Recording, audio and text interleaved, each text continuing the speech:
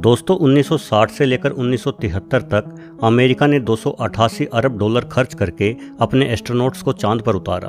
America ने एक के बाद एक 6 मिशन चांद पर भेजकर लगातार 12 लोगों को चांद पर पहुंचा दिया, परंतु इतना खर्च करने पर भी अमेरिका के हाथ कुछ नहीं लगा। इसलिए हताश अमेरिका का चंद्रमा से मोह भंग हो गया और अमेरिका ने अपने मून मिशंस की गति को ब्रेक लगा दिए।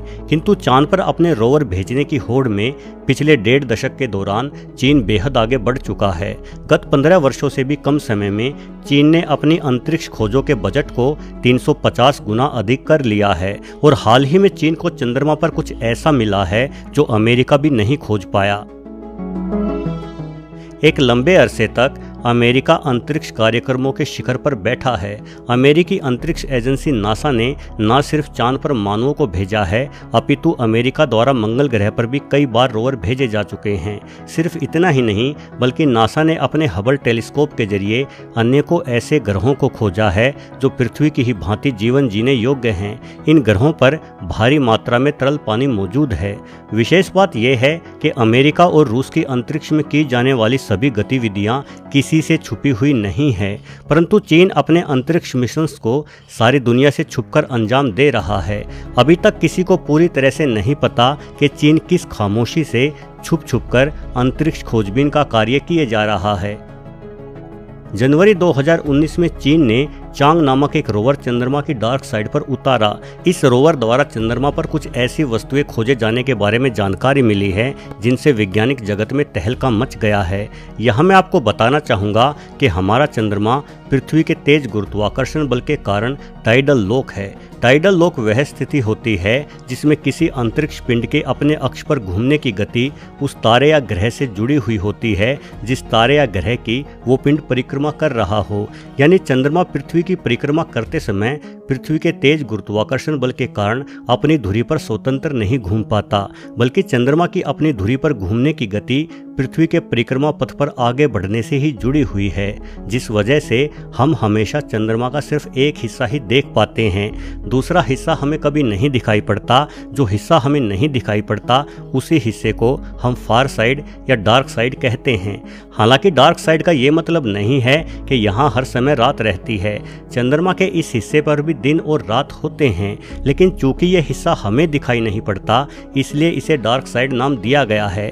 हमसे ओझल होने के ही कारण चंद्रमा के इस हिस्से पर अंतरिक्ष यान उतारना और नियंत्रित करना बेहद चुनौतीपूर्ण कार्य है, क्योंकि चंद्रमा का यह हिस्सा हमसे विपरीत दिशा में है। इसीलिए यहाँ मौजूद स्पेस रोवर से सिग्नल प्राप्त करने में चंद्रमा का धरातल बाधाएं डालता है। लेकिन आज अंतरिक्ष कार्यक्रमों में चीन तेजी से आगे बढ़ रहा है और चीन ने चंद्रमा की डार्क साइड पर जाकर एक अजीबोगरीब थोड़े हरे रंग का जेल जैसा पदार्थ खोजा है। ये जेल जैसा पदार्थ काफी चमकीला है और इससे हरे रंग की रोशनी निकलती हुई प्रतीत हो रही है। इस रहस्यमय पदार्थ की चंद्रमा पर मौजूदगी को लेकर अलग अलग थ्योरीज बनने लगी हैं, जैसे कि ये पदार्थ किसी पिघली हुई चट्टान का टुकड़ा है या चंद्रमा पर तरल पानी मिलने का कोई सबूत, या हो सकता है ये कोई पिघली हुई चमकदार धातु का टुकड़ा हो। सच्चाई पता लगाना बेहद मुश्किल है, क्योंकि जिस रोवर द्वारा उस पदार्थ की तस्वीर ली गई है उस रोवर पर कोई इंसान तो सवार था नहीं जो अपने हाथ में लेकर इस चमकीले हरे पदार्थ की खोजबीन कर पाता। चंद्रमा की मिट्टी का अध्ययन करने वाले वैज्ञानिक क्लाइव बताते हैं कि दरअसल इस रहस्यमय पदार्थ का निर्माण तब हुआ होगा जब 1972 में चंद्रमा से पृथ्वी की तरफ वापस लौटते अपोलो 17 की लॉन्चिंग हुई।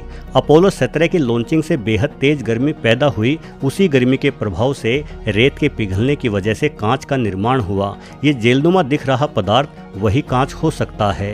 कांच खुद पर पड़ने वाली रोशनी को रिफ्लेक्ट करता है, इसी वजह से यह पदार्थ चमकीला दिखाई दे रहा है।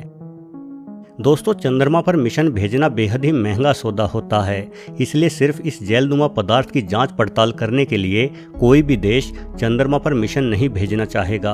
किंतु भारत सहित अनेकों देश निकट भविष्य में चंद्रमा पर मानव को भेजने का प्रयास कर रहे हैं। यानी शायद आने वाले कुछ दशकों में हम इस रहस्यमय चमकीले पदार्थ के रहस्य को सुलझा पाएं, या हो सकता है हमें ऐसे ही और भी रहस्यमय पदार्थ चंद्रमा पर देखने को मिले। ऐसा भी नहीं है कि चांद पर इस तरह का कोई अनोखा पदार्थ पहली बार देखा गया हो। इससे पहले भी चांद पर पूरी दुनिया को हैरान कर देने वाली अनोखी वस्तुएं देखी जा चुकी है। जुलाई 29, 1953 के दिन जॉन ओनिल नामक एक वैज्ञानिक ने टेलीस्कोप के जरिए चंद्रमा पर 20 किलोमीटर लंबा पुल देखने का दावा किया था। उनका कहना था कि यह पुल किसी यूएफओ की ही भांति धीरे धीरे चंद्रमा में समाता जा रहा था। 23 नवंबर 1966 को चंद्रमा की परिक्रमा करते एक अंतरिक्ष यान ने चांद की कुछ तस्वीरें ली। उन तस्वीरों में 2.5 किलोमीटर ऊंचे पत्थर के खंभे दिखाई दे रहे थे, जिन्हें देखकर लग रहा था कि मानो वे प्राकृतिक है ही नहीं, बल्कि किसी ने उन्हें कृत्रिम रूप से निर्मित किया हो। ये तस्वीरें उस समय वाशिंगटन पोस्ट और LA टाइम्स जैसे बड़े अखबारों में भी प्रकाशित की गई थी। 1991 से 1992 के बीच नासा के गैलीलियो फ्लाई बाय मिशन के दौरान चंद्रमा के डार्क साइड की हजारों तस्वीरें ली गई, परंतु सार्वजनिक तौर पर केवल 8 तस्वीरों को ही जारी किया, मानो बाकी की तस्वीरों के जरिए नासा कुछ छुपाना चाह रहा था। वहीं 1994 में नासा ने क्लेमेंटाइन मिशन लॉन्च किया था। इस मिशन का उद्देश्य चांद की भूगर्भीय स्थितियों को जानना था। सैटेलाइट के जरिए जब चंद्रमा की डार्क साइड का अध्ययन किया तो वहां की जमीन पर बिल्कुल सीधा खड़ा हुआ एक स्ट्रक्चर देखा गया। ये स्ट्रक्चर बेहद ही विशाल था और इसके केंद्र से चमकीली रोशनी निकलती हुई दिखाई दे रही थी। 1969 में तो जर्मन वैज्ञानिकों ने चांद के एक गड्ढे से ही हरी और नीली रोशनियों को निकलते हुए देखने का दावा किया था। तब से लेकर आज तक विभिन्न शोधकर्ताओं द्वारा करीब 400 बार चांद के गड्ढों से ऐसी ही हरी और नीली रोशनी देखे जाने का दावा किया जाता रहा है। कई बार चंद्रमा के नज़दीक से ली गई कुछ तस्वीरों में यहाँ पगडंडी नुमा रास्ते भी दिखाई पड़ते हैं। ये रास्ते यहाँ बने गड्ढों में जाकर खत्म हो जाते हैं। इन रास्तों के बारे में वैज्ञानिकों का कहना है कि असल में ये रास्ते पत्थरों के घिसटने से बने हुए हैं, परंतु हम जानते हैं कि चंद्रमा पर ना कोई हवा है और ना ही तरल पानी। साथ ही चंद्रमा का गुरुत्वाकर्षण बल भी बेहद कम है, तो भला यहाँ एक स्थान से दूसरे स्थान की ओर पत्थर खुद ही कैसे घिसट जाते हैं। इस बारे में एलियंस पर यकीन करने वाले कुछ जानकारों का कहना है कि असल में ये रास्ते एलियंस द्वारा बनाए गए हैं और चंद्रमा के अनेकों खड्डे भी एलियंस द्वारा यहाँ की जमीन पर खोदी गई माइनिंग के निशान हैं। क्योंकि चांद पर हीलियम-3 प्रचुर मात्रा में मौजूद है और इस गैस का उपयोग परमाणु ऊर्जा बनाने में किया जाता है, इसलिए यहाँ समय समय पर एलियंस आते हैं और यहाँ की सतह पर खुदाई करके अनेकों प्रकार के खनिजों को उठा ले जाते हैं। दोस्तों, वास्तव में हमें आज भी चंद्रमा के बारे में बेहद कम जानकारी है। चांद पर कुछ दिनों के लिए इंसान को भेजकर यहाँ के रहस्यों को नहीं सुलझाया जा सकता। चंद्रमा को पूरी तरह से तभी जाना जा सकता है जब यहाँ इंसानों के रहने के ठिकाने बनाए जाएं, ताकि यहाँ लंबे अरसे तक खोजें की जा सकें। किंतु चंद्रमा पर मनुष्यों के रहने के ठिकाने बना पाना कब तक संभव होगा, इस सवाल का उत्तर भविष्य के ही गर्भ में छुपा हुआ है।